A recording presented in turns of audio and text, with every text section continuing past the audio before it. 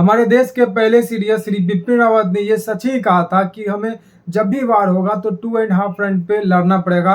और half front मैंने आपको कई वीडियो में समझाया है कि इंडिया जो है हाफ फ्रंट अपना समझता है कि वो दुश्मन सामने बैठा हुआ है, चाइना, पाकिस्तान और बांग्लादेश जैसा। लेकिन टू फ्रंट पे हमें इंडिया के अंदर ही लड़ना पड़ेगा अपने ही लोगों से, जो कि जाहिल और तुच्छ किस्म के लोग हैं। अभी ऑपरेशन सिंदूर हुआ, इतना अच्छा सक्सेसफुल मिशन को हमारे सेना ने अंजाम दिया, लेकिन हमारे ही देश के पब्लिक जो है, कुछ पब्लिक जो है, वो हमारे देश पे आवाज़ उठाते हैं, हमारे सेना पे आवाज़ उठाते हैं, हमारे सेना को गलत सलत बोलते हैं।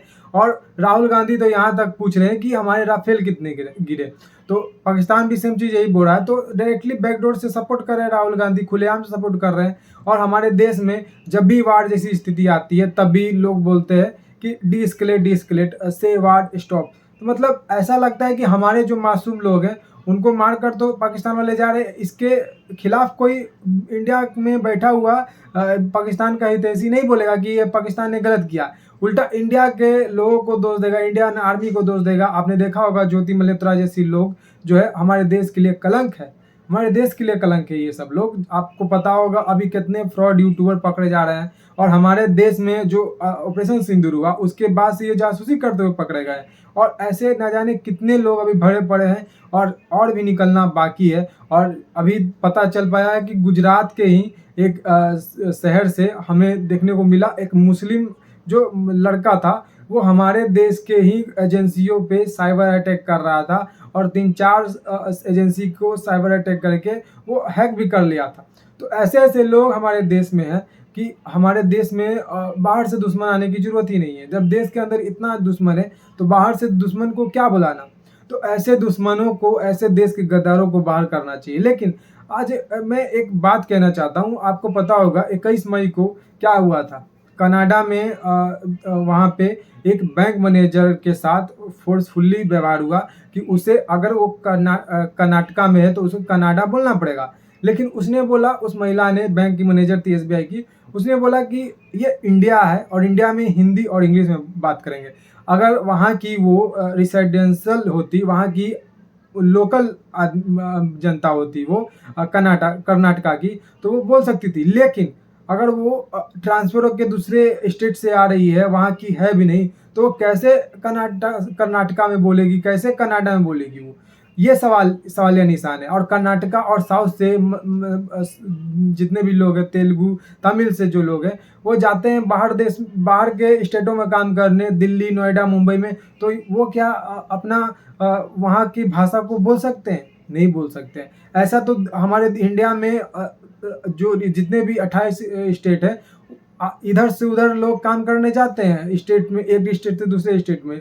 तो ऐसे तो सब अगर करेंगे तो हमारे देश में मतलब सब अपना अपना बोलेगा कि हमको एक लैंग्वेज चाहिए, लोकल लैंग्वेज, जो कि यहाँ पे जितना भी लोग आएगा, जो सरकारी नौकरी कर रहा है या फिर जो भी पब्लिक बाहर स्टेट से आता है, वो उसी लैंग्वेज में बोलेगा। तो ऐसे तो लैंग्वेज का वार चलने लगेगा। एम.के. स्टालिन और उदयनिधि स्टालिन ने दोनों ही मिलकर सनातन पे क्या कुछ कहा है। सनातन डेंगू है, मलेरिया है, एक मतलब भद्दा से भद्दा जो भी टिप्पणी हो सके इन बाप बेटों ने किया था। और वहाँ के लोकल लैंग्वेज को सपोर्ट किया था, और हिंदी को सभी जगह से हटाया गया, कालिक पोता गया, इंग्लिश को हटाया गया। तो ऐसा साउथ में हो रहा है, और वो चाहते हैं कि हम इंडिया में रहते हुए भी इंडिया से अलग देश हो जाए। और अभी रिसेंटली आपने देखा होगा एम.के. स्टालिन ने क्या किया था, हमारे देश का जो नोट का जो चिन्ह है उसको हटा के कर्नाटका में वहाँ के लोकल लैंग्वेज में रखने का कोशिश किया गया।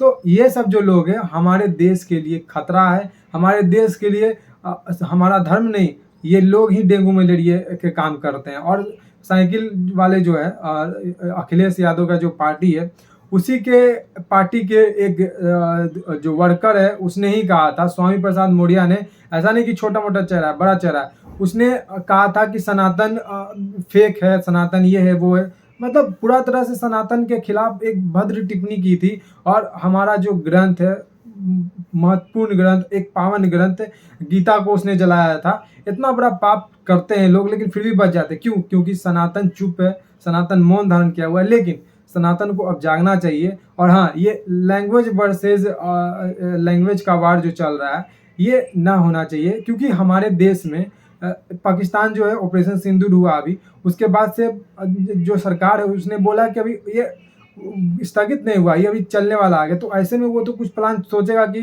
कहीं से हिंसा भड़के, तो ये जो लोग हैं अपने ही देश के लोग ये हिंसा भड़काने का काम कर रहे हैं। आपने देखा होगा याकूब मेमन जैसे क्रूर आदमी, क्रूर आतंकवादी के लिए कोर्ट का दरवाज़ा खटखटा दिया जाता है रात को 2 बजे 3 बजे, और इसमें फैसला होता है एक आतंकवादी के लिए। लेकिन वही एक आम पब्लिक जो है वो कोर्ट के चक्कर काटते काटते उसका पैर का छाला पड़ जाता है, लेकिन उसको इंसाफ नहीं मिलता है। लास्ट में वो व्यक्ति मर जाता है और उसका केस क्लोज हो जाता है।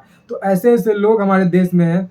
कपिल सिब्बल जैसे 2 कौड़ी का जो लोग है वो हमारे देश के लिए धब्बा है। क्योंकि आप देखिए ना, अभी वक्फ बोर्ड हो या फिर अभी 370 धारा हो, इसमें सरकार के खिलाफ जितना तर विपक्ष में लड़ने के लिए जो गया है वकील, वो कपिल सिब्बल जैसा और दिग्विजय सिंह जैसा लोग ही है जो हमारे देश को बर्बाद करने पर तुला हुआ है। स्वामी प्रसाद जैसा लोग है। अब आप देखिए उस मैनेजर के साथ अभद्र तरीका से एक बात किया गया, उसमें वहाँ सीतारमैया जो कर्नाटका के सीएम है उसने सपोर्ट किया इसका, और वहाँ के बीजेपी जो सांसद है उसने सपोर्ट किया कि ये गलत बात है, स्थानीय लोगों के साथ ऐसा नहीं बात करना चाहिए, वहीं के लोकल लैंग्वेज में बात करना चाहिए। तो बीजेपी के जो सांसद है उसने भी गलत किया और एसबीआई ने तुरंत उस स्टाफ का ट्रांसफ़र कर दिया। ऐसा नहीं होना चाहिए। अगर ऐसा हुआ सभी जगह, अगर ऐसा हुआ तो सभी जगह पे आपको रोज हजारों लाखों लोगों का ट्रांसफ़र करना पड़ जाएगा। आप ये भी देखिए, एक वो व्यक्ति या वो एक महिला का बात नहीं है, ये पूरे 125 करोड़ देशवासियों की बात है। अगर ऐसा हुआ तो बहुत ही दुर्भाग्यपूर्ण होगा हमारे इंडिया में, क्योंकि हमारे इंडिया में अब लैंग्वेज का भी वार चलने लगा है। अगर ऐसा हुआ तो वहाँ देख ही रहे आप, मुंबई में मराठी के लिए अभी विवाद हुआ था, साउथ में होते ही रहता है आए दिनों, और बंगाल में भी होगा, बंगाल में शायद होता भी है और होगा ही। और आपने देखा होगा बांग्लादेशी रोहिंग्या के लिए कैसे कोर्ट में दरवाज़ा खटखटाते हैं, ये लोग चल जाते हैं, और बांग्लादेशी रोहिंग्या को जैसे हम निकालने का प्रयास करते हैं कि उसे अपने देश से भगाओ, वो घुसपैठी है, वो हमारे देश में आतंकी फैलाना चाहते हैं, तो उसको बचाने के लिए एक बांग्लादेश की सीएम जो है ममता बनर्जी सो कॉल्ड, वो बचाव में आ जाती है कि हमारे लाश पे से इन लोगों का मतलब देश से बाहर जाएंगे। तो ये सब जो मानसिकता वाले लोग हैं, पॉलिटिशियन हैं, हमारे देश को बिगाड़ रहे हैं, हमारे देश को अर्थव्यवस्था को बर्बाद करने पे लगे हुए हैं। हमारे देश के जो विकसित होने का सपना है उसको उजाड़ने के लिए ये लोग लगे पड़े हैं। अगर ऐसा हुआ तो बहुत दुर्भाग्यपूर्ण की बात है। अगर वही सीतारमैया, आपको याद होगा कि चाहते थे कि वो पाकिस्तान से वार ना हो, हमारे देश में निर्दोष लोगों को मारकर आतंकी चला गया, उनके बीवी के सामने पति को मार दिया, बच्चे को उसके अनाथ कर दिया। लेकिन यही सीतारमैया 2 कौड़ी का आदमी चाहता था कि लड़ाई ना हो, लेकिन यही बीजेपी अगर सपोर्ट कर दी कि अच्छा लैंग्वेज वहाँ पे जो स्थानीय लोग हैं उनके लैंग्वेज में बात करना चाहिए, बीजेपी ने सपोर्ट किया, तो ये सीतारमैया भी सपोर्ट किया एसबीआई का फैसला को और बीजेपी का फैसला को। यही सीतारमैया इसे भेद रखता था वार के खिलाफ पाकिस्तान से। तो ये जो लोग हैं 2 कौड़ी के जो लोग हैं हमारे देश को बर्बाद करने का एक प्लानिंग सोच रहे हैं, और एक बहुत तरीका से कह सकते हैं सॉफ्ट पावर एक यूज हो रहा है, जो कि अंदर ही अंदर हमारे देश को खोखला करने का कोशिश हो रहा है।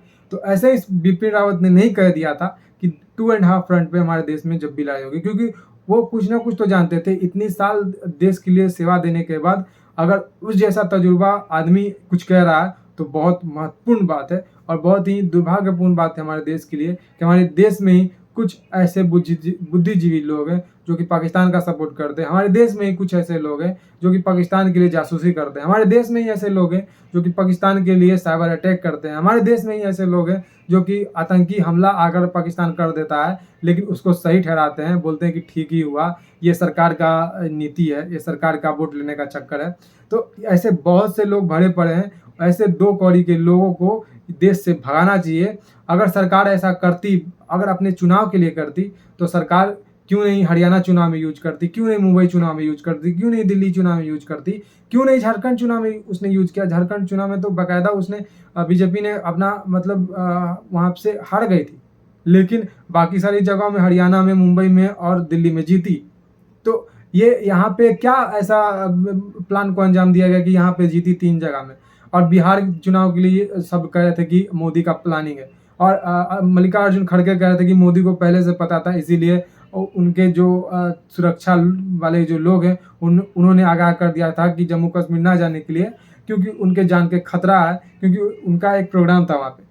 तो ये जो लोग हैं, दो कौड़ी के लोग हैं, मानसिकता इनका मतलब पूरा तरह से तबाह हो चुका है। एक मोदी को विरोध करने के लिए ये देश का विरोध करना चाहते हैं और करने लगे हैं। देश को अगर बेचना भी पड़े ना, तो ये लोग एक तरह से कतराएंगे नहीं, देश को बेच देंगे हंसी हंसी, खुशी खुशी, जैसे आज पाकिस्तान कर रहा है।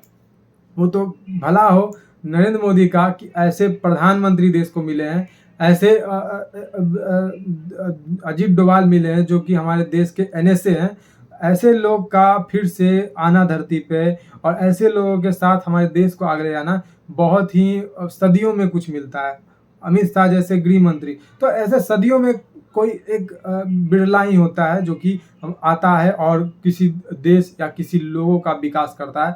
वही आज होने का कोशिश हो रहा है और कहीं ना कहीं प्रयास जो है वो सफल भी हुआ है, क्योंकि पिछले 70 सालों या 60 सालों का जितने भी साल कांग्रेस राज की है वो उठाकर देख लीजिए, और बीजेपी अभी 12-13 साल से सत्ता में है तो उसका उठाकर देख लीजिए, दोनों में आपको फर्क नजर आ जाएगा। जब मनमोहन सिंह अर्थव्यवस्था छोड़ के गए थे तो 2 ट्रिलियन था, आज 3 ट्रिलियन होने वाला है। मतलब 2 ट्रिलियन कुछ है, अभी 4 ट्रिलियन कुछ हो चुका है, तो 2-2.5 ट्रिलियन अभी 12-13 साल में होने वाला है। और अब देख लीजिए कांग्रेस का शासन, उतने साल में 50 से 60 साल के अंदर में इनका 2 ट्रिलियन ही इकोनॉमी था। सेना को बुलेट प्रूफ जैकेट देने के लिए इनके पास पैसा नहीं था, सेना को राफेल जैसी एक फाइटर जेट देने के लिए पैसा नहीं था, सेना का जो विकास है, सेना का इक्विपमेंट है वो खरीदने के लिए इनके पास पैसा नहीं था, सेना को अच्छी वर्दी, अच्छा जूता देने का पैसा नहीं था। तो ये लोग क्या कर सकते हैं? ये लोग सिर्फ और सिर्फ 2G घोटाला, कोयला घोटाला, ये घोटाला, वो घोटाला कर सकते हैं ये लोग, और कुछ नहीं कर सकते हैं। नेशनल हेराल्ड घोटाला जो है वो सब चीज़ ये कर सकते हैं, और देश को कैसे बेचना है, कैसे तोड़ना है, जोर शोर से कैसे पैसा लेकर देश के, अपने ही देश के खिलाफ मुहिम उठाना है, ये सारा कोई सीखे तो विपक्ष से सीखे, कांग्रेस से सीखे, BSP से सीखे, RJD से सीखे। ये सारा जो विपक्ष में लोग हैं ये भ्रष्ट और कह सकते हैं देश बेचने वाले लोग हैं। ये मैं नहीं कह रहा हूँ कि जो बीजेपी है वो एकदम दूध की धुली है, बीजेपी भी घोटाला करती है, ठीक है, लेकिन वो देश को लगाई, देश में पैसा, देश को कहाँ ले गई ये अभी पता चल रहा है, लेकिन कांग्रेस का कहाँ ले गई थी ये भी आप देखिए उठाकर, तो ये जरूर देखिएगा।